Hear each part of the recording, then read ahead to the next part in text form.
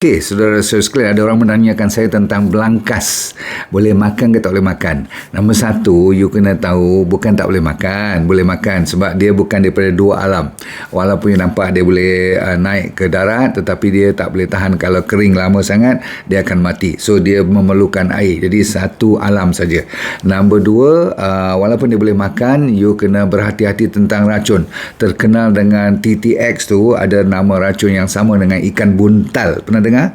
Jadi jangan sampai bawa maut pula, sebab dah ada kes kat Malaysia 3 orang yang dah mati dulu di Kota Marudu, tak salah saya. Yang penting sekali, kalau nak makan juga perhatikan dan pastikan orang yang prepare tu pandai betul-betul dan tak ada masalah.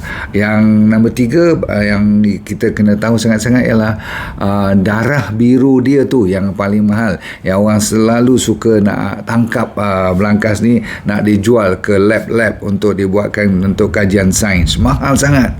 Okey, jadi itulah menyebabkan kita kalau tak jaga, belangkas ni akan pupus. Padahal dia yang paling tua di dunia, 480 juta tahun lamanya beradanya di dunia, lebih lama daripada kita manusia 2000 kali, maksudnya lebih lama daripada kita.